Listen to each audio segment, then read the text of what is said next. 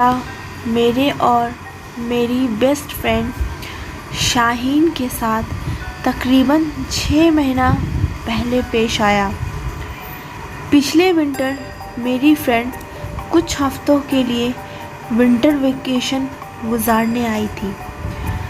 मौसम में शदीद ठंड था, इसलिए हम ज़्यादातर घर के अंदर रज़ाई में बैठकर वीडियो गेम खेलने का मज़ा ले रहे थे। फिर मैं धीरे धीरे बोर होने लगी। डेली एक ही रूटीन को फॉलो करते करते मेरा दिल किया कि मैं कुछ बाहर जाकर एक्साइटिंग करूं। लास्ट वीकेंड मेरे पेरेंट्स किसी काम से आउट ऑफ द स्टेशन गए हुए थे और हम दोनों घर पे अकेले थे। तो मैंने शाहीन से कहा कि आज कहीं बाहर चलते हैं, कुछ इंटरेस्टिंग करते हैं। पर वो बोली बाहर तो तेज़ बारिश हो रही है और इतना ठंड भी है, तो क्या करेंगे। मैंने बोला कि यार चलते हैं, थोड़ा बारिश का भी मज़ा लिया जाएगा। उसने फिर साफ इनकार कर दिया। मुझे तो लग रहा था कि वो मेरा प्ले स्टेशन को तोड़कर ही दम लेगी। थोड़ी देर बाद बारिश रुक गई तो मैंने उससे फिर से पूछा, अब तो बाहर चल सकते हैं ना। तो उसने मुस्कुराते हुए बोला, मेरे पास एक आइडिया है, क्यों ना हम लोग मेरे डैड का टेलीस्कोप यूज़ करते हैं। मुझे ये आइडिया बिल्कुल ठीक नहीं लगा। एक वो बहुत एक्सपेंसिव टेलीस्कोप था और दूसरा कि वो उसके डैडी का था। अगर कुछ हो जाता तो बहुत प्रॉब्लम हो जाती। मैंने शाहीन से कहा कि प्लान तो ये था ना, घर से बाहर निकलकर कुछ एक्टिविटी करनी है। हाँ, तो टेलीस्कोप बाहर जाकर यूज़ करेंगे ना। फिर मैं राज़ी हो गई और ये सुनते ही शाहीन ने टेलीस्कोप उठाया और घर से बाहर चली गई। और साथ ही मैं घर की खिड़कियाँ और दरवाज़े चेक किए और उसके पीछे दौड़ी। कुछ दूर चलने पे छोटा सा हिल दिखाई दिया। आसमान में अभी भी काले बादल छाए हुए थे, लेकिन व्यूइंग डिस्टेंस काफ़ी अच्छा था। तो हमने वहीं अपना टेलीस्कोप लगा दिया। मैंने कहा बादल तेज़ी से जा रहे हैं तो आसमान थोड़ी ही देर में क्लियर हो जाएगा। मैं टेलीस्कोप में देखने ही वाली थी कि शाहीन ने मुझसे छीन लिया और मुझे साइड में कर दिया। उस वक्त मुझे अपने आप पर ही गुस्सा आ रहा था कि मैंने टेलीस्कोप लाने ही क्यों दिया। टेलीस्कोप में शाहीन ने एक अजीब सा खंडर नुमा दीवार देखा। उसने मुझसे पूछा कि वो दूर दीवार कैसी है। तो मैंने उसे बताया कि वहाँ एक छोटा सा कब्रिस्तान है। शाहीन टेलीस्कोप छोड़कर वही कब्रिस्तान की तरफ दौड़ी। मैंने उसे रोका पर वो नहीं रुकी, उल्टा मुझे बोली कि फ़ौरन मेरे पीछे आओ। फिर मैंने कहा कि इस टेलीस्कोप का क्या करेंगे। तो शाहीन काफ़ी दूर जा चुकी थी। हाँ, ये लड़की भी ना। टेलीस्कोप उठाकर गुस्से में मैं उसके पीछे चल पड़ी। डर रही थी कि खाली स्लिप ना हो जाए। बारिश की वजह से हर तरफ कीचड़ थी।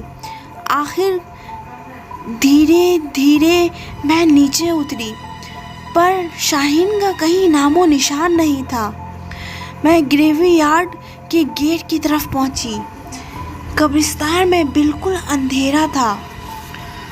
शाहीन, शाहीन, तुम कहाँ हो? ये क्या बकवास है। शाहीन बोली, चलो अंदर चलते हैं। मैंने कहा तुम जाओ, मैं यही हूँ। शाहीन मुझे वहीं छोड़कर अंदर चली गई और मैं वहाँ अंधेरे में अकेली रह गई।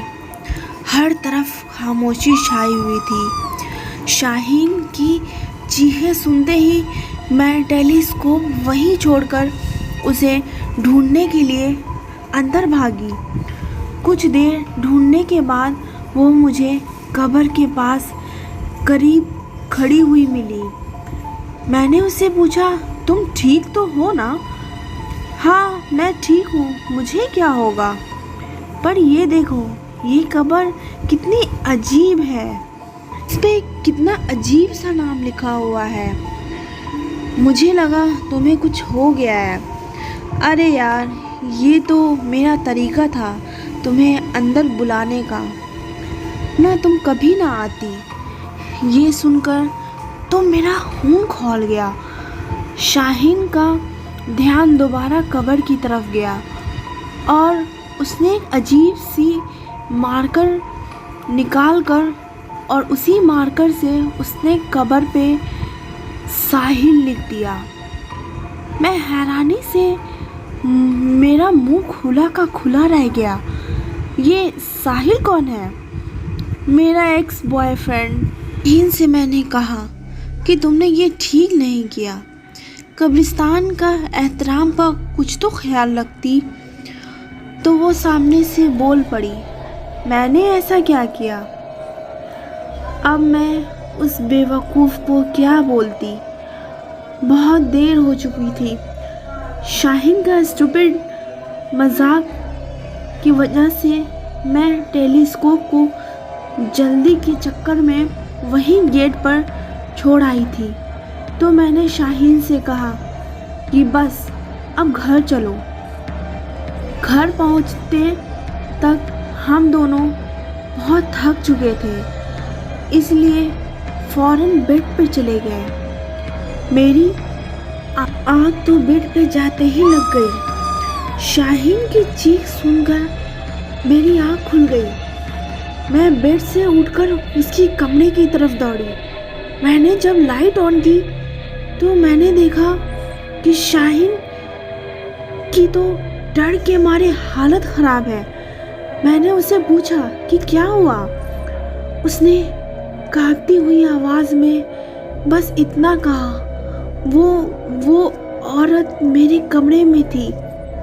मैंने पूछा, कौन औरत? अलतनून। मुझे यकीन था कि वो झूठ बोल रही है। ये ज़रूर इसका कोई प्रैंक है, पर मैंने उसकी बातों पर यकीन करने पर मजबूर हो गई।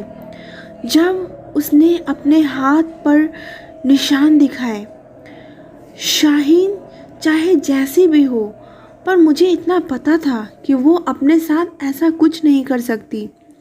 उस रात शाहीन सारी रात जागकर इंटरनेट पे सर्च करती रही कि मार्कर के निशान कैसे मिटा सकते हैं। तो एक जगह उसने पढ़ा कि अल्कोहल से मार्कर के निशान मिट जाते हैं।